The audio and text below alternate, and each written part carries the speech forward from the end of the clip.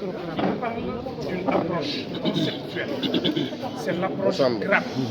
Parce qu'il faut dire que la préoccupation de tous les gouvernements du monde, c'est la question d'emploi, surtout. Comment créer des emplois, comment faire en sorte que les gens sortent du chômage, comment faire en sorte que les différents secteurs qui composent la territorialisation vraiment puissent se voir dans ce que nous sommes en train de faire. La culture, c'est une compétence transférée, mais aujourd'hui, c'est l'outil de communication, mais qui peut drainer du monde et qui peut donner une visibilité et une attractivité à une zone bien donnée. Donc, nous partons de ce festival Ñumi Badia, comme veut le maire, pour attirer des investissements. Puisque aujourd'hui, les résultats, les retombées que vous venez que le maire vient de citer, en dehors de ces résultats, de ces retombées directes, mais beaucoup d'autres projets vont à Toubacouta.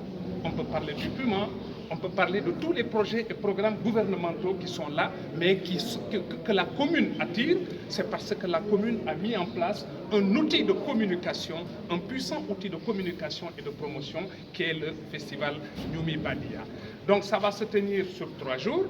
Comme il vient de dire, jeudi on accueille, mais le jeudi, le maire, puisqu'aujourd'hui il se bat pour le tourisme, pour développer le tourisme. Et ça, c'est important, même si le tourisme n'est pas une compétence transférée, mais le maire a compris qu'à partir de ce secteur, on peut faire beaucoup de choses. Le Sénégal, l'État du Sénégal a pour ambition d'attirer 3 millions de touristes à partir de 2025. 2023, 2024, 2025. Mais imaginez que 500 000 touristes puissent visiter le delta du Saloum, notamment Toubacouta, mais cela est évalué à plusieurs centaines de milliards. Alors ces centaines de milliards aident les gens à trouver de l'emploi, puisque les investissements vont se faire non seulement au niveau des arts, il faut former les artistes, il faut former tout ce qui touche la filière artistique, mais il faut former également les jeunes qui sont dans le tourisme, qui sont dans l'environnement. Vous savez que la biodiversité, elle est importante. Aujourd'hui, elle est source de revenus essentiels, puisque l'Organisation mondiale du tourisme dit jusqu'aux horizons 2050, les destinations à vocation de la culture et de la biodiversité vont attirer le maximum de flux touristiques. Et ça, le maire l'a compris, c'est pourquoi il allie les deux choses. Il a invité des techniciens, des experts à se prononcer pour lui proposer un document stratégique qui fera que dans les 5 prochaines années qui vont arriver, mais que Toubacouta soit au centre du développement du Sénégal. Et voilà, c'est ça la beauté, c'est ça le génie créateur de M. le maire par rapport à ce qu'il organise comme festival. Donc la thématique principale tourne autour de l'articulation et de l'opérationnalisation de la GRAPDICA dans le delta du Saloum. Dans ce festival, quelle sera la particularité de votre Nous accompagnons puisque, comme je vous ai dit, je suis aussi organisateur d'événements.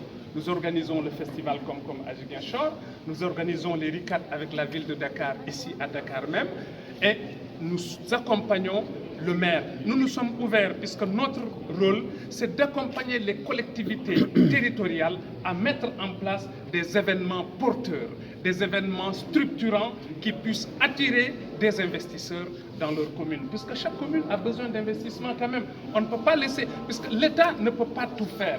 Mais l'État a ouvert des brèches pour permettre aux acteurs de pouvoir faire un travail de manière à ce que ce travail puisse apporter des intérêts aux populations dans les territoires.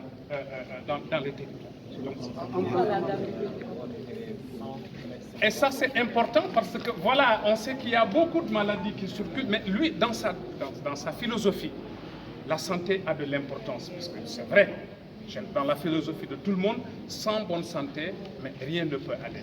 C'est pourquoi il a convié une centaine de médecins à venir en aide aux populations avec des dons de sang, mais ils offrent des médicaments, tout ça. Donc il est en train de se battre, même s'il n'a pas tout ça dans son budget, mais le travail que le maire est en train de faire, mais franchement, c'est un travail extraordinaire.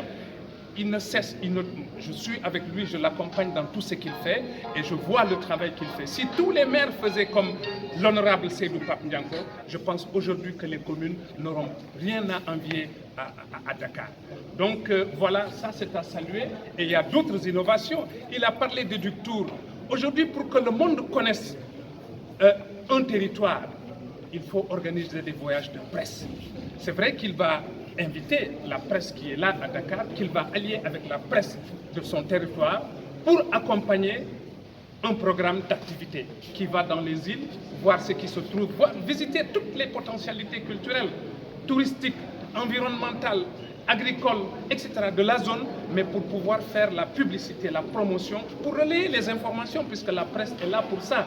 Si les pays européens réussissent à faire de leur destination des destinations phares, tout le monde sait que la première destination dans le monde par rapport au tourisme, c'est la France, c'est parce que tous les médias français tournent autour de cette question.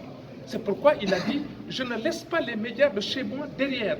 Il faut que les médias sénégalais m'accompagnent dans ce travail, puisque le travail que je suis en train de faire, au-delà de ma commune, mais c'est un travail pour le domaine national. » Et ça, c'est important.